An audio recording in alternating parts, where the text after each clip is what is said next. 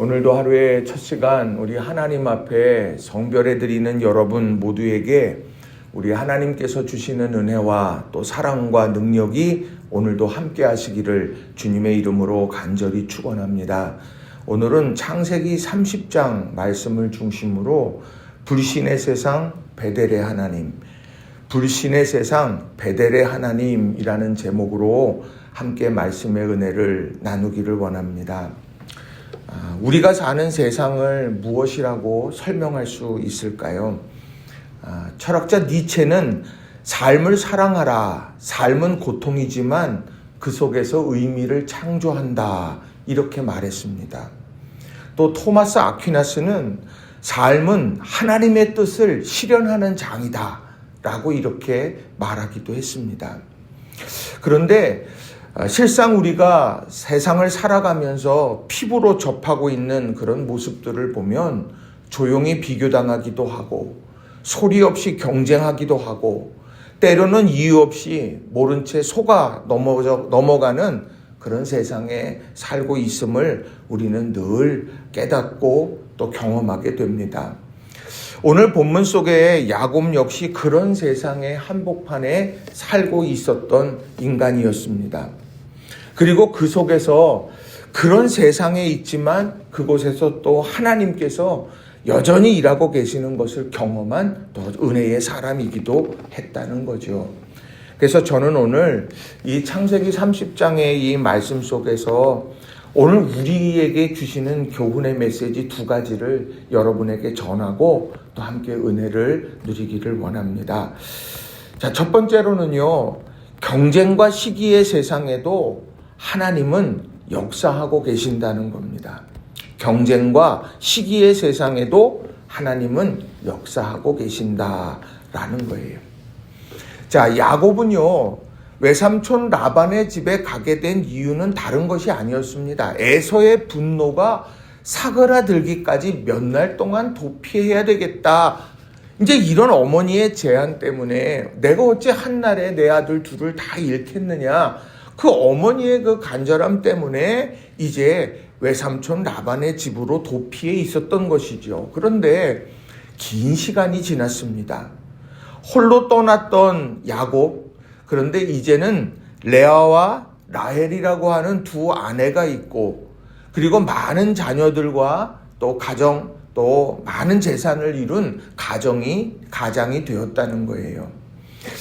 자, 그렇게 되면 결과론적으로 보면 참 아주 형통하고 좋은 것 같죠. 그런데 그 자녀들이 잉태되는 과정을 보게 되면 우리가 생각하고 또 우리가 부러워하는 그런 가정의 모습은 아니었다는 거예요.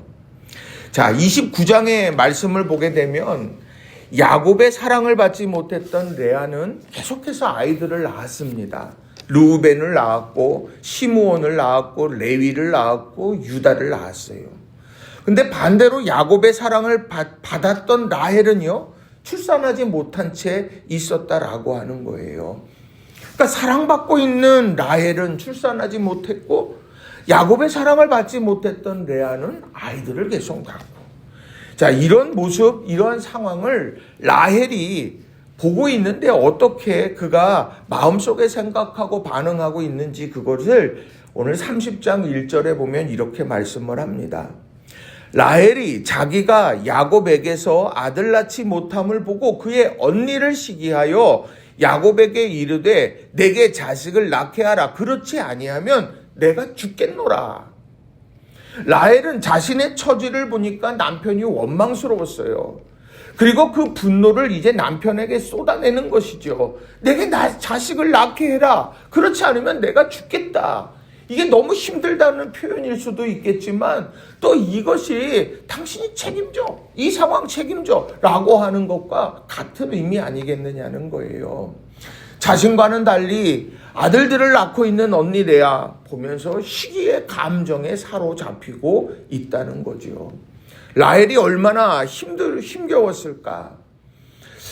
그런데 그 상황을 어떻게 헤쳐나가고 있느냐를 보게 되면은 이제 너무 인간적인 부분들이 크죠. 자, 그의 여종 비라를 첩으로 들여보냅니다. 그리고 야곱으로부터 아들을 낳게 되지요. 그 아들이 누구냐? 단입니다. 그리고 또 둘째 낳게 되는데 납달리를 낳게 됩니다. 근데 이런 일들이 계속 반복이 되면서 레아가 출산이 멈춘 레아도 비슷한 일을 이제 다시 시작을 합니다. 9절에 보면 레아가 자기의 출산이 멈춤을 보고 그의 시녀 실바를 데려다가 야곱에게 주어 아내로 삼게 하였더니 내게는 출산이 멈췄어. 그런데 이제 이 경쟁에서 나는 밀릴 수가 없지. 그러고서는 그의 시녀 실바를 데려다가 야곱의 아내가 되게 했다는 거예요. 그리고 아이를 낳습니다. 갓을 낳았어요. 아셀을 낳았습니다. 그리고 18절 이하에 보면 또 레아가 다시 아들을 낳기 시작하다는 거예요. 이사가를 또 낳아요. 스불론을 낳아요. 딸 디나를 낳습니다. 연이어 낳게 됩니다. 그러니까 자녀 낳기 경쟁이 지금 이 한 가정에서 벌어지고 있고, 그런 자녀들이 출산하는 것, 이것이 축복이기보다 시기의 산물이 되어버리고 말았다라고 하는 것입니다. 이게 아름다운 모습일까요? 이게 정말 힘겨운 모습 아니에요. 가정은 아픔을 보듬어 안고, 가정은 서로에게 기댈 등이 되어주고 언덕이 되어주는 것 아니겠습니까? 그런데 오늘 이 가정에는 경쟁, 시기, 이것으로 가득 채워져 있었다는 거예요. 심지어 자신들의 목적을 위해서 자신들의 곁에서 자신을 돕는 시녀들, 비라와 실바, 그들의 인생을 철저하게 짓밟아 버리고 있는 그런 모습도 보여지고 있다라고 하는 것입니다. 그리고 레아와 라헬의 관계는 뭡니까? 자매 아닙니까? 그런데 시기로 경쟁으로 얼룩져 버리고 있었다는 거죠. 그런데 그런 상황 속에서 우리에게 보여주는, 또 우리가 잊지 말아야 될 중요한 신앙의 포인트가 있다는 거예요. 자, 창세기 30장 17절의 말씀을 보면 이 말씀을 우리가 꼭 새겨 넣어야 합니다. 이렇게 기록합니다. 하나님이 레아의 소원을 들으셨으므로 그가 임신하여 5째 아들을 야곱에게서 낳은지라.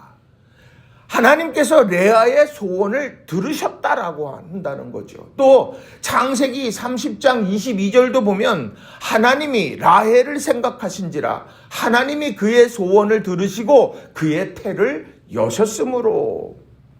서로를 바라보며 시기하고 경쟁해서 그 과정 속에서 과도하게 지금 막 여러 어려움이 닥쳐지고 있는 그런 상황 속에서도 하나님은 그들 한 사람 한 사람을 생각했고 그들 한 사람 한 사람의 소원을 들어주시면서 결국엔 그들의 삶을 돌보고 계시더라는 거죠.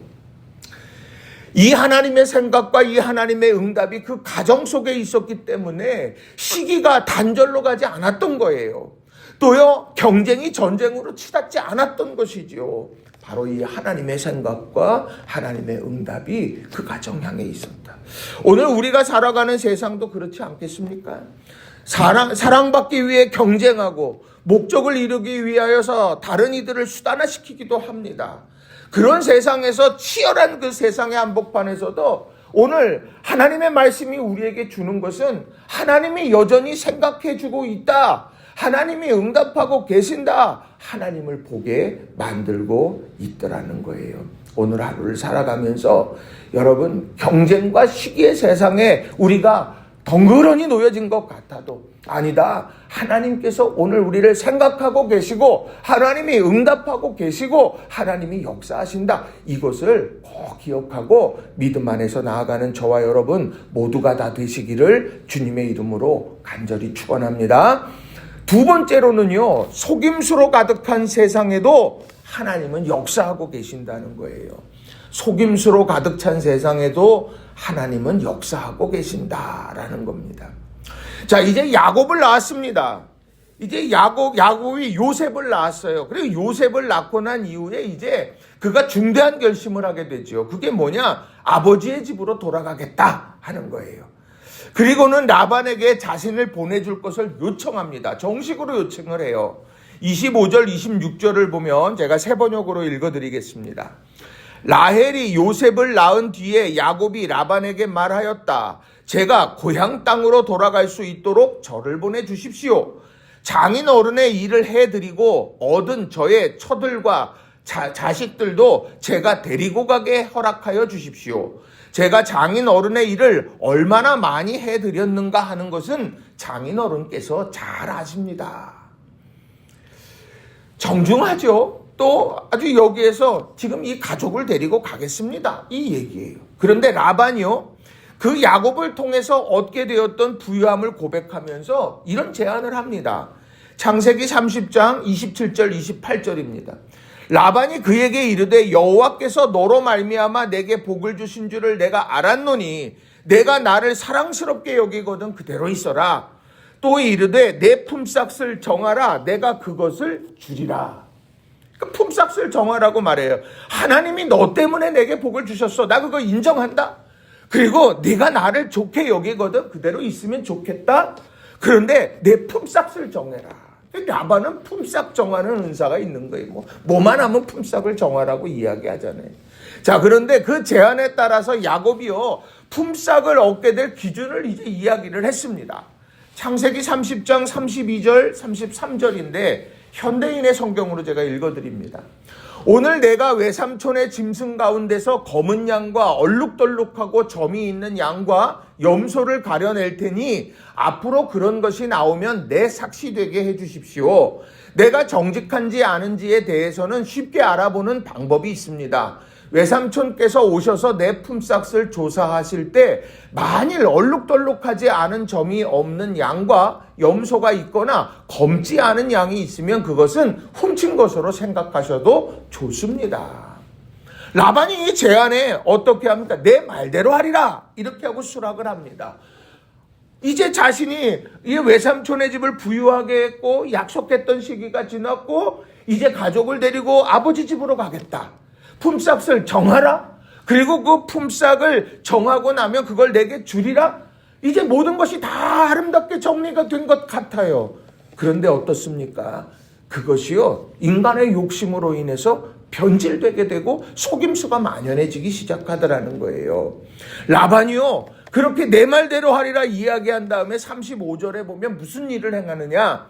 그날에 그가 순염소 얼룩무늬 있는 것과 점 있는 것을 가리고 암염소 중 흰 바탕에 아롱진 것과 점 있는 것을 가리고 양 중에 검은 것들을 가려 자기 아들들의 손에 맡기고, 이제 야곱에게 재산으로 돌아갈 것 같은 것을 다 취해서 아들에게 맡겼습니다. 그리고 자기 짐승과 야곱의 짐승 사이의 길을 사흘길 정도를 놓아서 어떤 상황에도 대처할 수 있도록, 그것이 섞이지도 않도록 그렇게 만들었어요. 치밀한 사람이었다는 거죠. 자신의 것을 지키려고, 더 많이 가지려고 한 사람의 수고와 노력, 하나님의 도우심 전체를 다 무시해버리는 일들이 라반에게서 이루어지고 있다라고 하는 거죠. 그런데 그런 상황 속에 야곱이 이해할 수 없는 일을 시작합니다. 그게 뭐냐? 야곱이 버드나무와 살구나무, 플라토너스 나무 가지를 꺾어서는 껍질을 다 벗겼어요. 그랬더니 그 안에 흰 줄 무늬가 이렇게 다 보이겠죠? 이제 그것을 어디다가 놓았느냐면 양들의 물 구유 있는 데다가 갖다가 놨습니다. 그래서 양들이 물을 먹으면서 보게 되었다는 거죠.